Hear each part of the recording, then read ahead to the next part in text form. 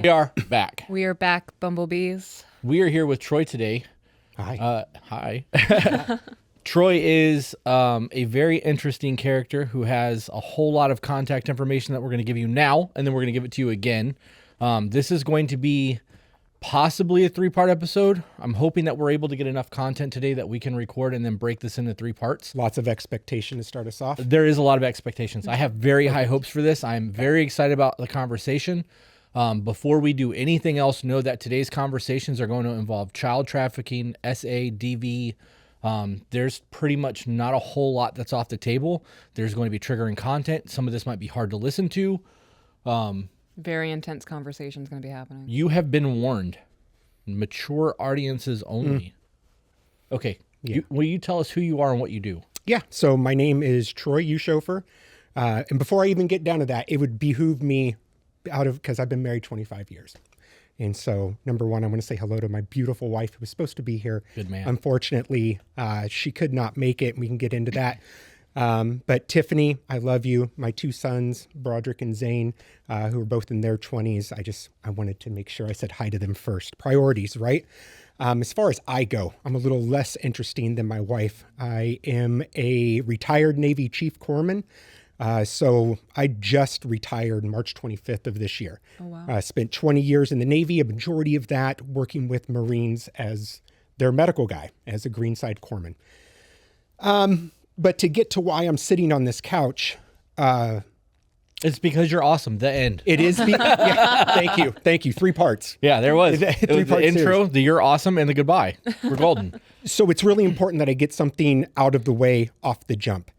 It is not beyond me to realize that there are people a lot smarter and a lot more of an expert in the field that we're about to discuss that deserve to be sitting where I'm sitting right now. So first off, thank you for even entertaining a knucklehead like me. But the reason I'm sitting here is because my wife and I founded a nonprofit. It's called Change Unchained. And I have to make sure that I'm very upfront with what I'm going to talk about. I can get really emotional about it. It is not uncommon for people to cry on our podcast. Yeah, man. Even our I was guests. looking for Kleenex and whatever. I mean, just not prepared at all. We got you. But the topic of human trafficking, child exploitation, things of that nature is not something that my wife and I got involved with just arbitrarily, just because, even though it's a just cause and people do it all the time. But it touched our home. It touched my kid. It touched my wife. These are topics that occurred in my home underneath my roof as a husband and as a father, which, boy, we can get into that. You know, what that does for a dad who is, you're there to be the protector. And there's a lot of times I feel like I failed. But to answer your question, what we did with Change Unchained is we bought a 21-acre parcel of land on the Gulf Coast, and we built a tiny house village. And the short answer is survivors of human trafficking that complete a state-certified safe house program can apply to come stay on our ranch at 0 cost. That way, they can continue getting an education, learn a trade, get financially stable. Because what you'll learn when you start working in this world is the recidivism of victims being victimized again, because there are vulnerabilities in their lives that have not been eradicated. If you are preyed upon, and it's because someone can take advantage of the fact you're hungry, we've got to get to a point, no matter what counseling you do, no matter what safe house program you're in, if you cannot feed yourself 2 years down the road, you're vulnerable to being preyed upon again. Right. So we offer... Before you move on, because I will forget, what was the certification that they had to do?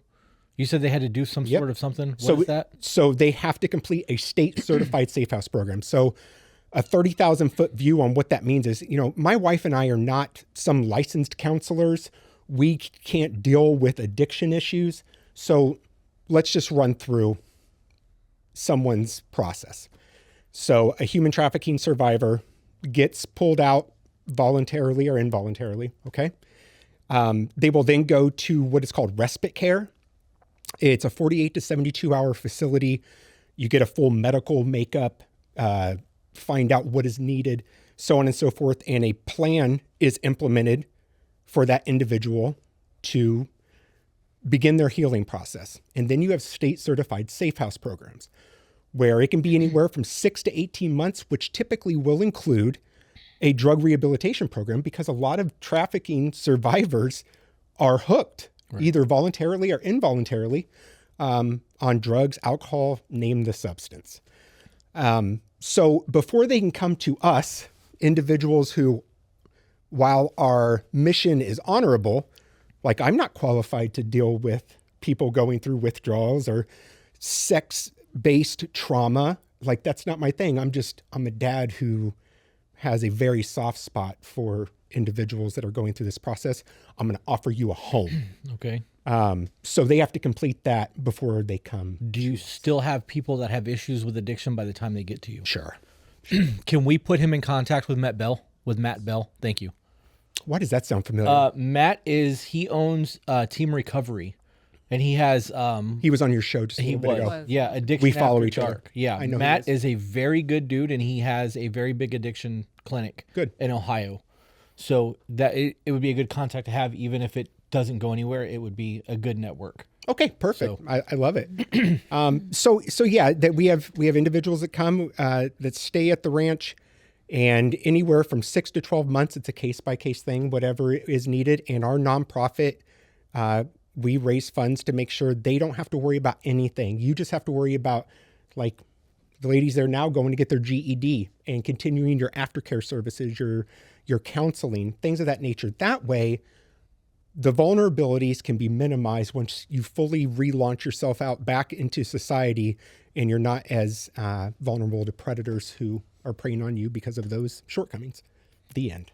The end. All right. So they're really just coming there to relearn how to be human. That's exactly. So not on top of that, I wish I could paint a word picture for the podcast about what our place looks like. It's incredibly remote. One, like we're in the sticks. But I've built a meditation deck. My wife will do yoga and meditation with the ladies, teach them how to, and I say ladies, I need to back up. It's where we don't discriminate regardless of gender, regardless of anything. So there can be males and or females out there. So, but there's places for them to do like their own meditations in the morning. My wife will teach them how to grow food in the greenhouse and the outdoor garden.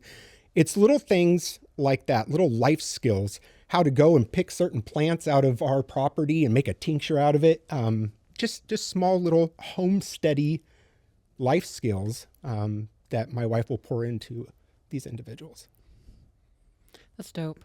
It is dope. And I mean, it's really cool. You guys have dedicated yourselves to helping other human beings, and this isn't a light cause to dedicate yourself to. Yeah. And if we want to start down this road, like how did I get on this podcast, this tattooed, hairy, hippie looking dude looks like he smells like patchouli and hugs trees. He actually doesn't smell like patchouli. I was quite surprised and very glad. I expected you to have some sort of natural bug repellent on when you got here from being on the ranch, but no, man, it's Old Spice. I appreciate it. Yeah, we're Old Spice. He did it just for you. Yeah, I'll take it. He smelled lovely. Thank you. I appreciate that. So it's very important that your listeners and anybody understands how my wife and I got here. And this can be a lengthy story, and I just apologize. Just interject because I can get to rambling, as you probably, in our 1 hour we've spent together before recording. This is a podcast. Bumping my gums. So you talking is perfect. All right. So I'll take you back to a time, 2011. MySpace was hip. It didn't matter. It didn't matter about MySpace. But 2011 is the first time that I got introduced to understanding what human trafficking was. I was an E5 in the Navy stationed in Pensacola, Florida. And I was heavily involved at the time with a church who had a small group that went out and reached out to area seedy hotels, food, feminine hygiene products, things of that nature. And during that time, my wife and I learned about human trafficking. just because of different individuals that we ran into that were very open with what their situation was. Now, you got to remember 2011. When I say human trafficking now, it is such a buzzword. It's so in the zeitgeist now. 2011, it absolutely was not. It was known-ish. So it struck a chord with me. I was a father of 2 young kids. My wife had her own little personal backstory, which, we can get into later on. It's important whoever I talk about, you understand I have their full permission to tell their story. I've told this story a million times. I've been on a lot of different platforms. But I think it's important that you realize if I talk about my wife or when I talk about my son, it's done with their full granting in hopes that it'll assist somebody else. Okay. So from 2011 to 2015, my wife and I just started doing very superficial work in the world of trafficking. What I mean by that, we do awareness trainings, other churches, small groups that talked about it, just awareness. Awareness is a good thing. And that progressed into another level of passion where I got involved in, they'll remain nameless, but a very large organization whose focus was actually quote unquote rescue. I'm going to pause on that word for a second. Rescue. You're going to hear me say it. I try very much to not use it just personally. I think the word rescue has a sense of finality to it, when in fact, when survivors get pulled out, it is the very, very beginning of an incredibly long, painful, healing journey. Yes, you're rescued from the circumstance that you're currently in, but my God, is there a lot that you're going to have to go through. So that's just a personal thing. So please know when I use the word rescue, I don't mean, woohoo, everybody's saved. You mean retrieval. Yeah. Okay. Located, brought to safety, things of that nature, right? So in 2015, started working with this organization. I have to pause you. I appreciate that we just did that, right? Because we just defined this so that moving forward, everyone understands the conversation now. And that, I don't mean to take away from what you're saying, but that in a relationship, we have to do that. Mm-hmm. You can't have a conversation if you're saying something and she's understanding something different. That's how conflict starts. Yeah, communication. So thank you for that. Yeah. Now I understand when you say that, you just mean the retrieval. You're removing them from the situation to start the healing process, because otherwise I would have taken rescue as rescue. And there's a reason we can talk about that. There's so many things we can get into, but you'll see. Just a segue here. You see articles all the time, 17 children rescued from a human trafficking sting, and everybody goes, hooray! And then they move on with their lives. And my question to individuals, and this isn't me sitting on Mount Pius like I'm some knowledgeable guru in the topic, but I have been working in this long enough now to speak intelligently about it. My question to you, when you see that, what goes on in your head? Do you think, now what? Because it should be. Oh, I can answer that question, actually. Okay. I read articles like that, and my mind immediately goes to, do these, specifically when it's children, what are these children going to have to live through now? What are they going to have to process? What are they going to have to face as young human beings that most adults will never have to go through? That's right. It's a very devastating thought process, and I just want to give all the children a hug. Yes, I get that sentiment.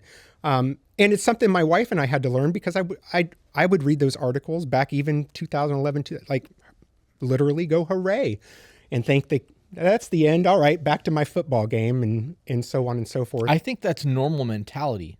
Yeah. I don't mean to call myself out, but I've never thought what next with that. I'm just glad that they're not in it anymore. Yeah. And that's as far as that goes, because I'm not in that world. It is literally it's not even the first step, brother. It's the lifting of the leg to do the first step in any type of healing process.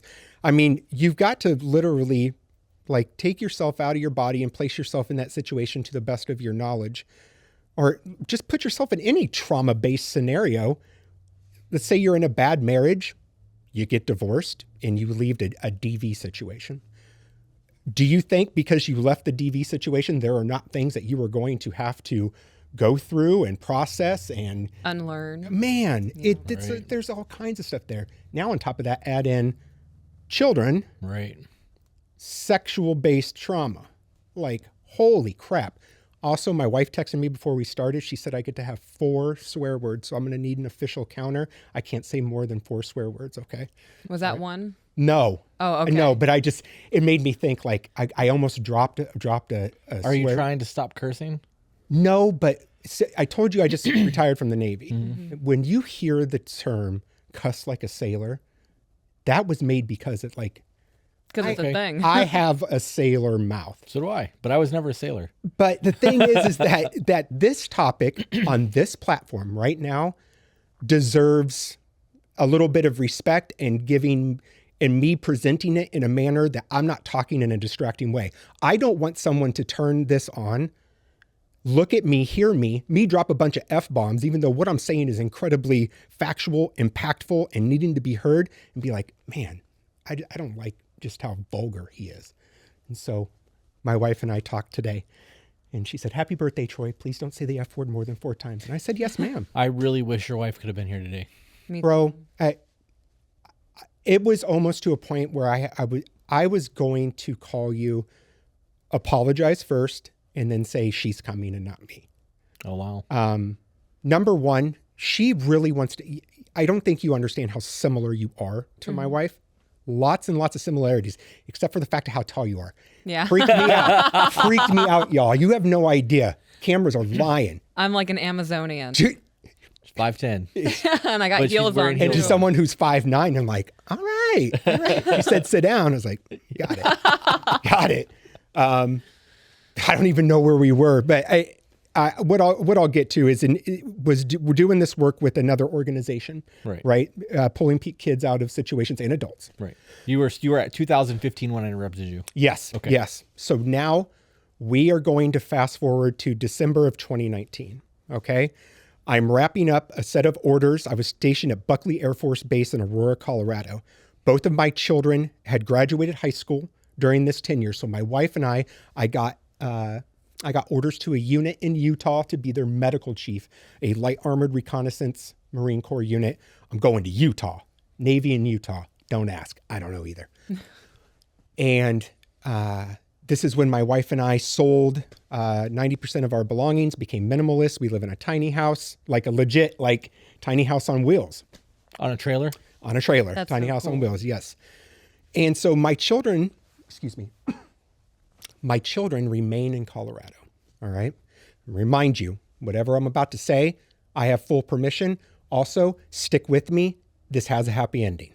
Ready? Yeah, right. Okay. All right. So in December of 2019, my wife and I pack up our stuff and we move to Utah to our tiny house.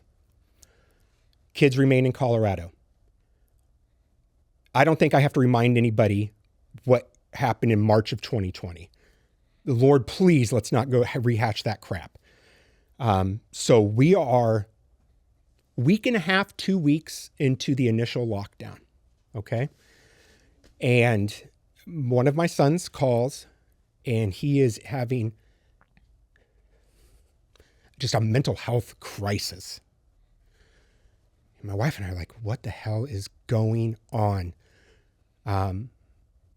And a long story short of that entire exchange on the phone was he wanted to take his life. We talked him off that ledge, literally and figuratively. And what we came to by the end of the conversation is that we learned that there was an incredibly mental health impact based upon when we were stationed in Pensacola prior, back when we had started the work in doing awareness trainings. My son had been exploited. So on top of the fact that you're learning that your child was sexually exploited, okay? Number one, I'm the human trafficking dude. I'm the dude that gives trainings to other parents to recognize signs, symptoms, signals that this shit is happening under your roof. And I failed. I failed my son. I failed my family. It was wild, but I don't want to make this about me. So immediately my wife packs up her stuff again, initial lockdown, and nobody's on the road.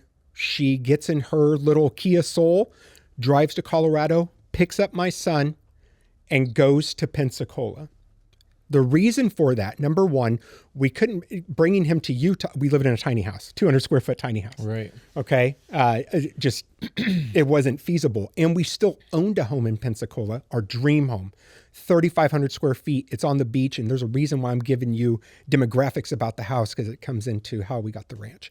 So 3,500 square feet, Perdido, Pensacola, Florida, beautiful.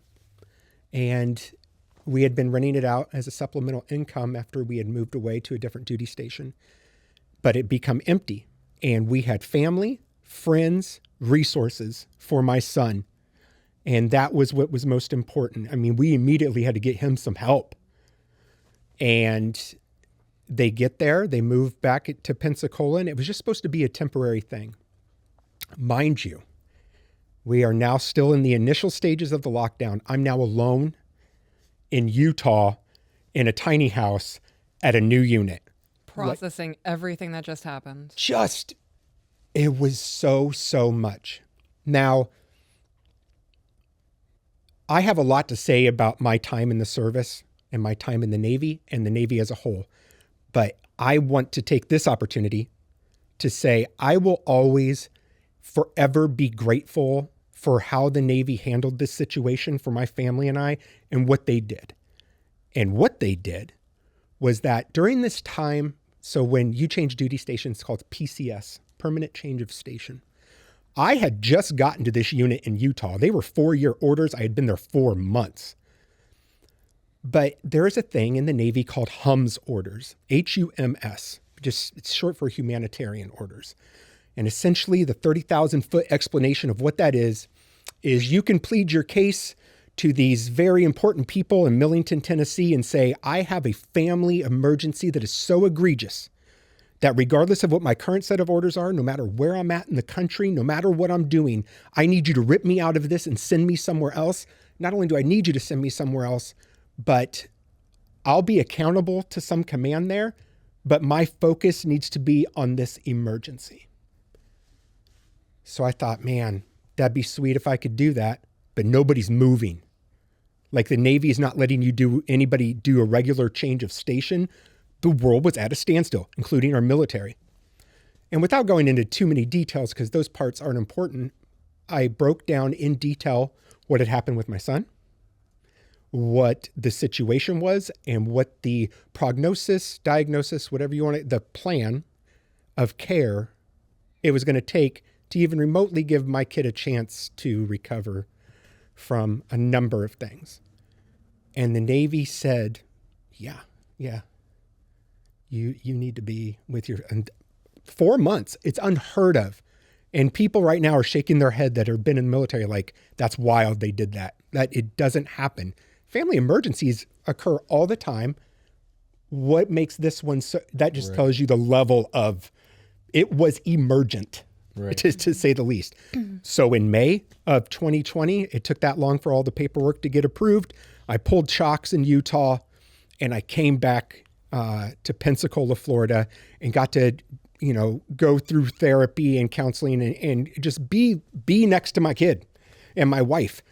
And I was attached to a Navy command there, but essentially most of the time I just called in the morning and was like, I'm alive, y'all. It was like, cool. Hope you and your wife and kid have a great day. And that's what my final 1.5 years in the Navy looked like. Wow. Isn't that wild? It is wild. I'll pause right there because I know I've been rambling on, but unless you just want me to keep going on how we ended up with the ranch and stuff. I have a lot of things that I want to talk about. Oh, sure. We side rail really hard with this podcast.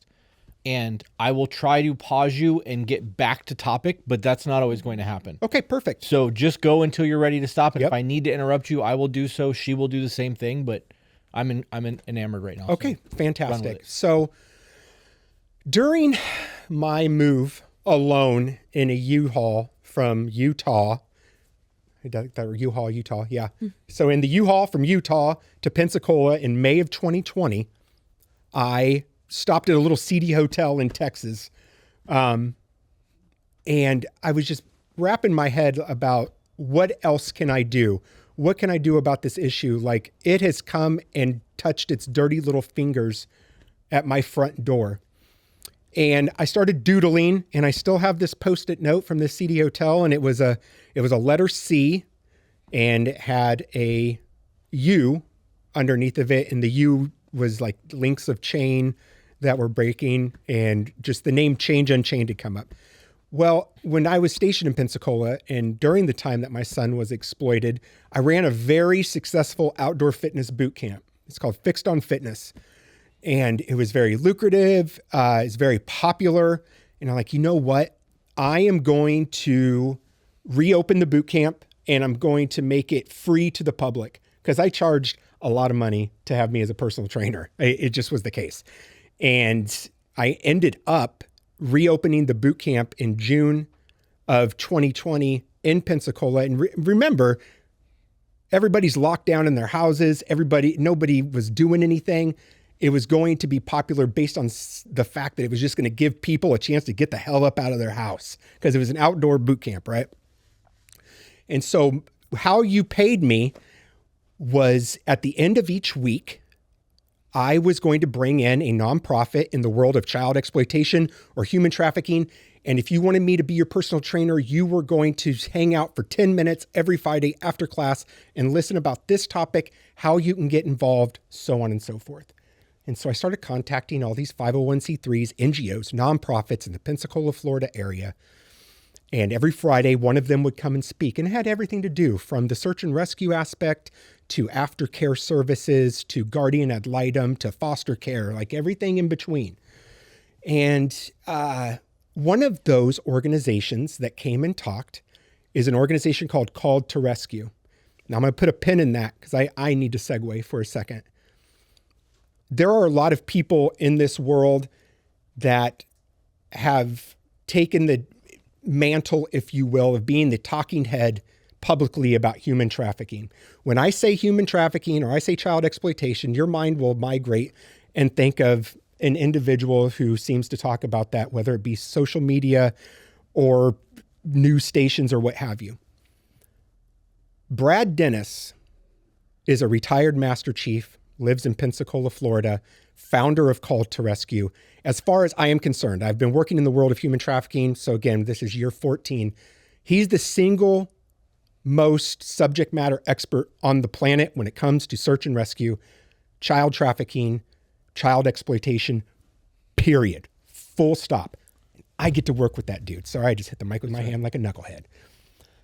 It's an incredibly great honor that I get to work for him and with him. Him and his crew came and talked at one of the boot camps, and him and I clicked because there's a thing in the Navy called the Chief's Mess. And if you belong to it, you understand. And if you don't, you understand too. But he was a retired Master Chief. I was a Chief Petty Officer. So there was this bond, this military bond.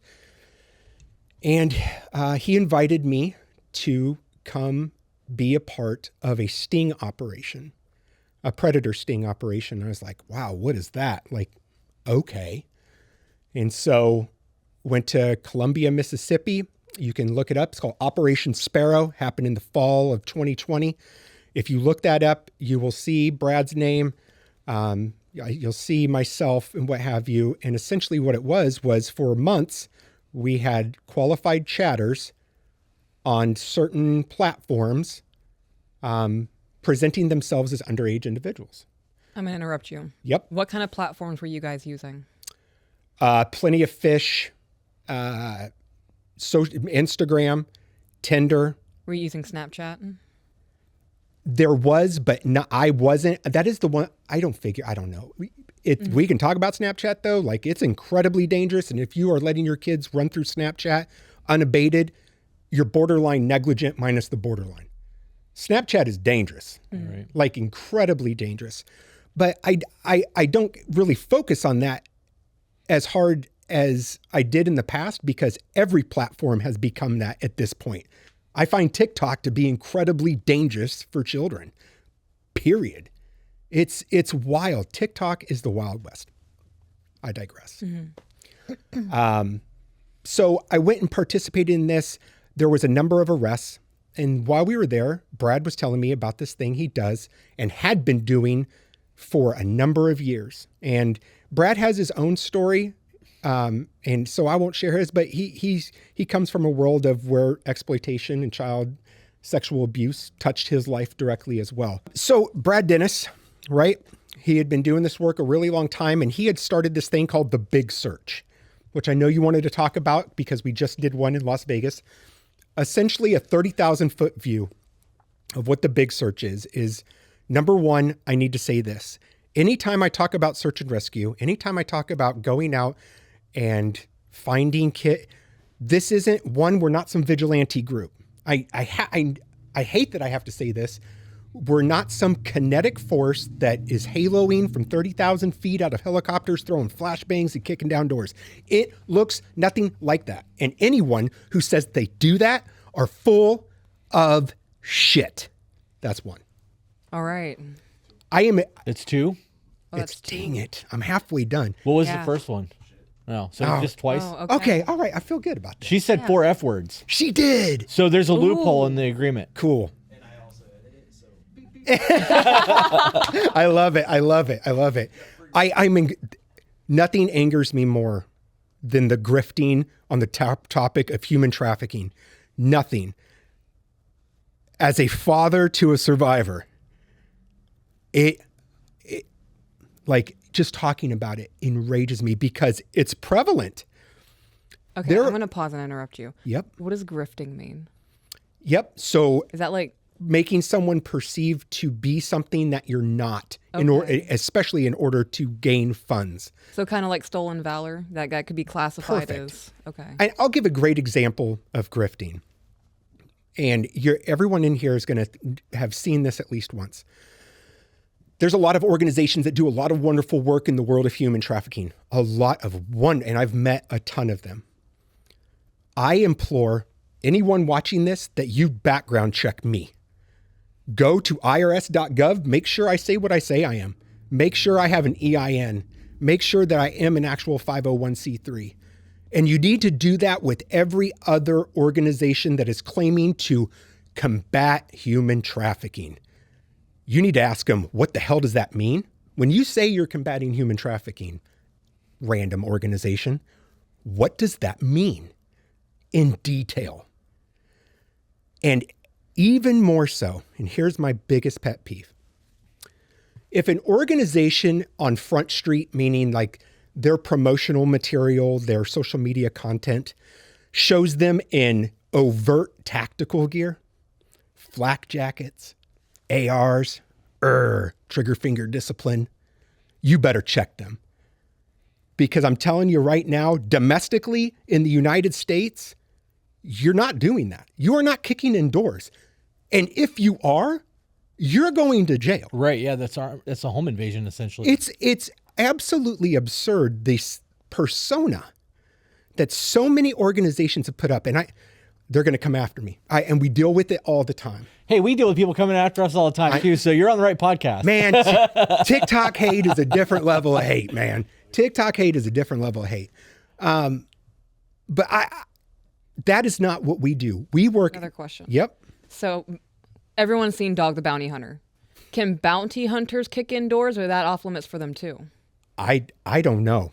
I don't know what the right and left parameters of bounty hunting is. I always thought that was weird. Don't they use like paintballs or some silly nonsense too? No. Like non-lethal weaponry? They should be.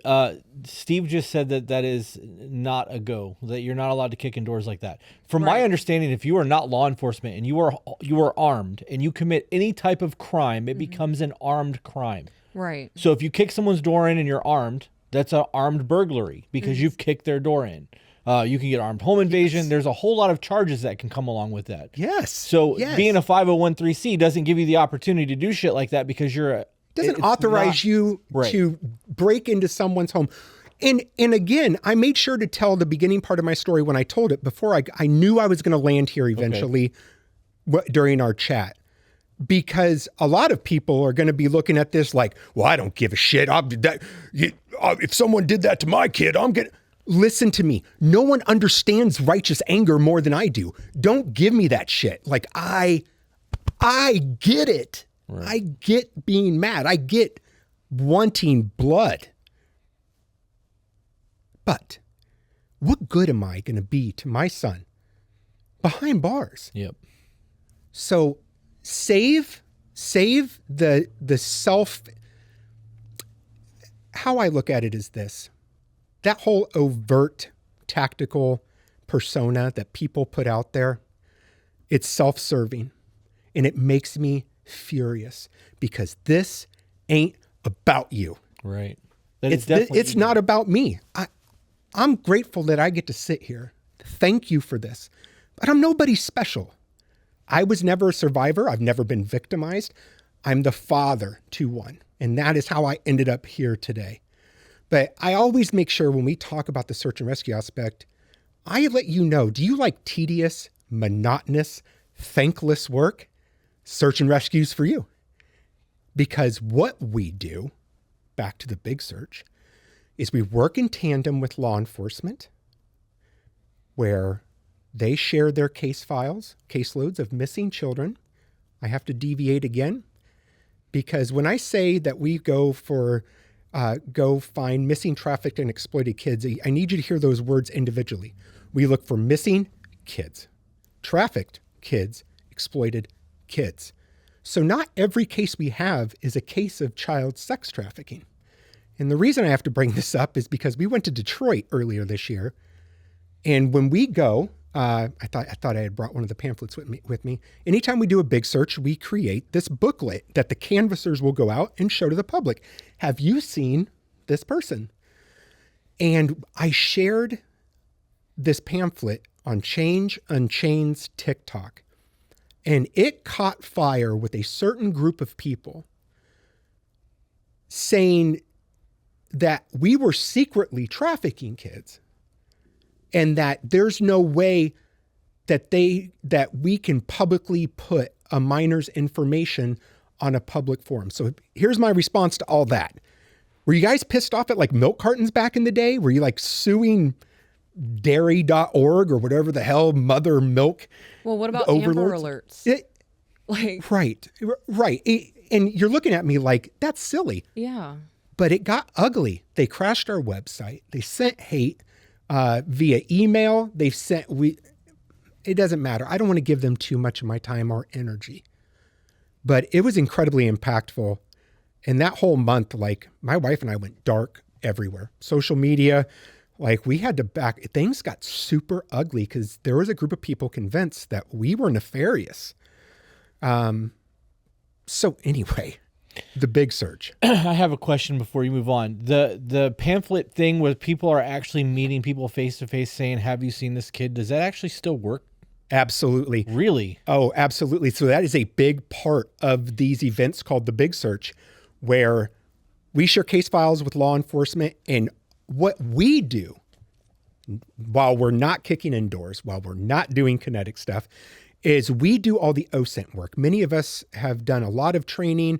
I wouldn't go as far as to say experts, but we're pretty damn good at collecting open source intelligence, at doing surveillance, writing reports, gathering intel, preferably actionable intel that we have gathered over the weeks leading up to actually going boots on the ground. I know that sounds very militaristic when I say that. It just means we went somewhere. So we go to Las Vegas in this instance. And if there's actionable intel, that is what we pass off to law enforcement and they act on it. Okay. So I have another question before we move on then. Yep. How do I word this? How unlikely is it for somebody to walk by and ignore those people? How likely is it? Because you know how hard it is to get somebody's attention on the street when you're walking? People are fucking oblivious to their surroundings. I have tried to engage people in conversation and they've walked right past me. So like to be in somebody's face with a pamphlet, have you seen this kid? I would imagine that people are like, nope, and just keep walking. It has happened. I think you'd be pleasantly surprised. So you guys recently went to Vegas, right? We did. Correct. Okay. So you've walked the strip and so shockingly enough, the general public, especially those that live in Vegas, very engaged. Okay. Very engaged. Casino security, things of that nature, very engaged. Very helpful. Do we have those instances? I mean, of course. Right. But the majority, like maybe at first they're a little standoffish, but like how many people, no matter how much society has fallen and how degraded it has become, when you say, have you seen this kid? People pause. Okay. Yeah, I guess that makes a whole lot more sense. Yeah. I guess it's more than have you seen this person? In my head, it's the movie of somebody, have you seen my dog kind of thing with flyers everywhere. But that's how that played out in my mind. Yeah. I know, get what you're saying. I know that people are very quick to just sidestep and like, Yep. yeah, it's not my problem and just keep walking. That's why crime happens in front of people and nobody fucking does anything about it. They pull their phone out. Yeah. World star. Yeah. So he's telling me about this, we're back. We're still in the fall of 2020. He's telling me about, we did the sting operation. He's telling me these things about the big search, which at the time, the main one happened during Super Bowl week in Vegas. That happens every year in Las Vegas during the Super Bowl. Regardless of where the Super Bowl is at, this organization went to Vegas because it's always hopping in Vegas during Super Bowl week. And this year, the Super Bowl is there. This coming year, and we'll be there. So anyway, he's telling me about this thing that he has, these memorandums of understanding he has with law enforcement there, where they work in tandem doing search and rescue for some of the most what's the word that I'm looking for? Vulnerable of missing kids. So there's the term called CSEC, CSEC, commercial sexual exploitation of children. And that label gets put on minors that have in the past been proven to have been exploited, sexually abused, trafficked, what have you. And most of our cases are that of kids that already have that label. So it's already happened once. They've been removed. They've had this label slapped on it, and it's happening again. And those are the cases that were given most of the time in Vegas. Can you define exploited? Sure. What's the Big Bird style? Exploited Big Bird style would be someone through force, fraud, or coercion made to do something that they don't want to. Okay. And insert human trafficking on top of that. If you are being frauded or forced or coerced into doing something, you are being exploited. Okay. So I go and I do this first search, and, we had a lot of successes. And what I learned during this time working with Brad Dennis, I love you, brother, I love you, was there was these links of chain in a process of seeing a survivor get to restoration. I told you about the quote unquote rescue. Okay. You have the respite care, little 72-hour, 48-hour thing. Then you had state certified safe house programs, and that's usually where the links ended. And we were finding this repetitive nature of the same individuals continuously being exploited, continuously being trafficked after being pulled out prior times. I mean, we have individuals that we have personally been involved in them being pulled out 5 times in the last 4 years. Like, it happens all the time. And so we had to learn, like, what is happening? What is the missing link here? There has to be something. And what we found was these individuals that we talked about earlier still had these same vulnerabilities that they had when they were first getting exploited. They weren't financially stable. They didn't have an education. They had no other means for housing. What the hell can we do? And that is where my wife and I was like, you know what? Let's do something unique. Let's add a link to the chain, because as far as I know, we are a one-of-one organization. What we do, we are the very last link to this process of restoration, and it's a new link. That link being minimize vulnerability link. You get to come and stay on this 21-acre homestead free of charge. We have multiple tiny homes, building more, cutting a ribbon on a new one in 3 weeks. Thank you to our supporters. We need another one after that. And that is how we ended up purchasing what is now called the Burn It Down Ranch. And in the spring of 2021, that dream home that I gave demographics for, see how I tied a bow on this? Yeah. Man, dude, awesome. I'm great. All right. So this 3,500 square foot home on the beach It's our dream home. My wife and I, we almost had it paid off. Rare for somebody at the time. I hadn't even retired from the Navy yet. We sold our home and we took all of the profit that we made from selling that home, bought a 21-acre piece of raw land.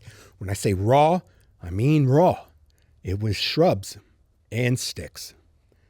And that's how we started. And our goal was within 6 months, we want to have our first tiny house open, and we had it open in 3. And now we are cutting the ribbon on the 3rd, like I said, in a couple weeks, with fundraising for the 4th already underway. And so that was a really long trip to get to where what Change Unchained is. Pause again. So how much does it cost to do a tiny home? Yep. So to get it from infrastructure in the ground, so septic, to furnished and somebody moving in, $72K. Okay. Give or take. And where can people donate or get involved financially to make the 4th one happen? Yep. So changeunchained.com. You can go there. There's a multiple different ways you can support. So there's different pledges isn't the word, campaigns. Okay. So there's different campaigns you can choose, including the tiny homes, or you can what's called adopt a survivor, because there is a certain amount that it costs to house a survivor, so for food and travel and all that. But you can look through those at changeunchained.com. We also have a store, if you want to buy merch and rep our stuff. There's proceeds that go to that. That is a great time for me to pause and give you all something. Can we do that real quick? We can. Perfect. So I mentioned it was my birthday, but I brought gifts for y'all. Now they're for you. These bags were built uniquely for both of you. Oh, they were customized. But yours specifically, and you'll get why, because of what's on the back of what I gave you, because you say it all the time, whether you know it or not. There's a saying that you say in your podcast frequently. Okay. All right. Is it the F word? And it is. Your wife can't, or you can't. I can. It is. It just says F you. Okay. Dope. Love that. There we go. This is for you. Thank you. You're welcome. You're welcome. So one of the things in there, I know you can't hear me. Here, let me hand these to you. Yeah. So I have to give a shout out to Tyler from Inert Mugs. So those are just patches. Who cares? But they're pretty. I aren't they? care because I actually want. does. I do. I like these. I collect these. Perfect. So kick rocks with flip flops is kind of my thing. It's a PG way of telling people to go F themselves. Yeah. Yes, it is. You're still at a 0 count, by the way. I love it. I love it. I love it. But these mugs that you're holding right there, so she's got one as well. And there is a wonderful veteran named Tyler. It has a company called Inert Mugs. And he created an entire line of tumblers that are Change Unchained theme, and we get all the money from it. Okay. And he sent these specifically for you guys. So Tyler at Inert Mugs wanted you guys to have one of each of those. And if people want them, they can go to inertmugs.com. Can you put us in contact with him? Of course. Okay. Of course. Of course. And then Thank you, Tyler. Yes. Thank you, Tyler. Thank you for the gifts. You're welcome. You're welcome. I love this hoodie. I'm always cold. This is fantastic. I'm glad you like that. And I These are picked really that. nice. White seemed your jam. I do like it. Yeah. I knew it. That was a good one. Hey, my wife picked it out. I can't take credit for it. Thank you, Tiffany. Yes, exactly. But here's yours that I got. And it's going to become a theme, especially if we're doing 3 parts. I'm going to have some filler shit that I'm going to say. Actions over words. And that, to me, when it comes to the topic of human trafficking, like if I see one more content creator that, I got to be careful. Let me be careful. Jeffrey Epstein should be held accountable. Okay. No shit. Right. Amen. Okay. The awareness of what he did, we got it. Now what? Now what? Now what are you going to do? Okay. Because there's a lot of work to be done. There's a lot of people that need help. And maybe it's not going to be flashy and get you social media clout. And it's not going to be this sexy thing where you're putting on your overt tactical gear and being GI bro. So what is it you're going to do? What are you going to do? Are you just going to talk about it? Or are you going to be about it? Are you going to show me action? Or are you going to keep bumping your gums? And so I'm going to get off my moral high horse. And Just stop talking about it, y'all. I'm done listening to people talk about this. Like, there's so much that needs to be done. There are so many holes to plug on this sinking ship that you can play a role. I'm just a loudmouth, tattooed sailor that when I looked at the whole of this situation, it's incredibly overwhelming. It's when you start talking about global enterprises and elite this and blah, blah, like break this down into a bite size. Okay. You're one person, you're important, but you're one person. What's that bite I can take? And Tiffany and I's bite was, I'm not trying to beat the global pedophile. That's not what I'm after. Albeit it'd be great if that all ended. Okay. I can take one bite, and my bite was housing to lessen the vulnerabilities for a handful of survivors at a time. That's my bite. What's your bite? Because if it's just making content and talking about whatever, I mean, I'm sure we'll get there when it comes to social media content and human trafficking and the direction that's turned.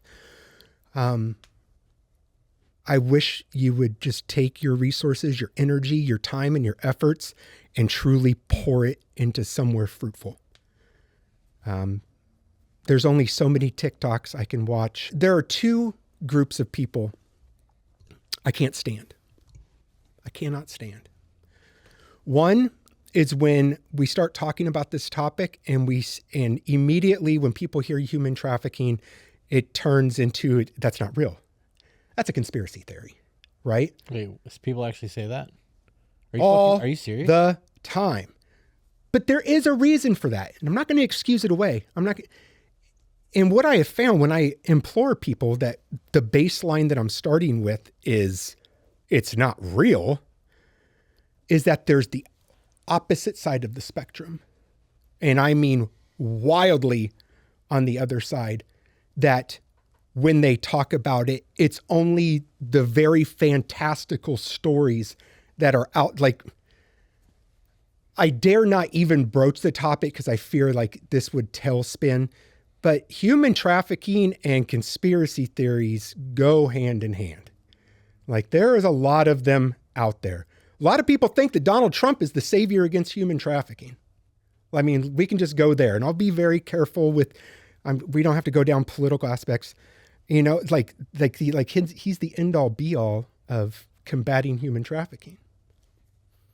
I hate to be the bearer of bad news. Like, as someone who's watched, the numbers didn't get any better underneath them. Right. And they're still not getting any better. It's not as if the person after him has done a bang up job. No, absolutely not.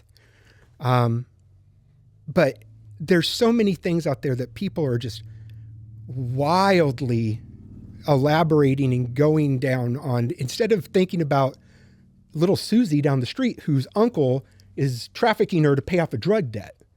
Like, and when I start talking about that, they're like, yeah, but what about, and then insert a celebrity's name who has been, accused of being a child. You're looking at me like I'm crazy. Like, this stuff is rampant. I get frustrated when people do that. Well, what about? And try to take the conversation down a different route because it's not relevant to what we're discussing right now. That's right. So that shit infuriates me anyways. And though I don't deal with it on that level, we deal with it the same way. It is the same scenario, just different conversation. If you're having a conversation about somebody who's, you said little Susie down the street who's being trafficked for a drug addiction. Yes. Why would that conversation lead into a celebrity? How is that helping little Susie down the street who's being trafficked? It happens all the time. I would implore people to go into our comment sections on our TikTok account and look at a few things. And I try really hard. And I told you about the whole Detroit fiasco, right? When we got accused of a bunch of stuff, our website was attacked. And if you look at that operation, I believe it was back in May, to now, like, we vastly pulled back on what we post, what we say. It's very minimal. Typically it's fundraising stuff and where it begins and ends, because people go crazy looking for any way to degrade you or minimize your impact in what you do. And so I steer clear of any type of assumptions or guessing or wild theories. Here's the facts, right? It's a $150 billion industry annually, globally. That's more money than what McDonald's makes. So you think that immediately you had a little synapse and you're like, holy shit, that's a lot. And now your mind has moved on. I need you to pause and think about how many McDonald's there are. Think about the sign that says over 1 billion served. Okay. $150 billion annually, 40.3 million victims annually. That is the population of Australia. Wow. There are more people in slavery now than at any other time in history. And we blow this off, and I have people screaming and yelling at us about how it's this, or it's not this, it's that, and why aren't you doing this for these people? And like, Why aren't they? You all Why can aren't take they? a bite. You all can take your bite. Troy, Tiffany, a couple of knuckleheads in their mid-40s in Yodel, Yuck, Alabama. Here's my bite. What's yours? Otherwise, shut the fuck up. There's your one. That's one. It was well used too. I need it. Good emphasis. Oh my God. Some conversations need a little salt and pepper. Yeah. You know, and That definitely was good seasoning. It was like this. I get he did a little- that whole aspect, man. That whole aspect of this topic gets me so fired up. It should. Because none of the scenarios in either one of those wild sides to this world involve my son. Neither one of them, my son wasn't exploited by some Hollywood actor, and it wasn't fake. So where do we go? Who's helping this kid? And that kid is in the majority when it comes to victims of human trafficking and child exploitation. So save me. Save your BS. I don't want to hear about Hollywood actors. If they're guilty, hold them accountable. But what are you doing about right next door to you? Familial trafficking is the number one type of trafficking. Familial. That's heavy, heavy shit. It can get incredibly dark, and it sucks that the baseline that I'm starting off with, or that many of us in this world start off with, is proving that it exists. Like, if that's where we're starting, like, yikes. See you later. Okay, bye.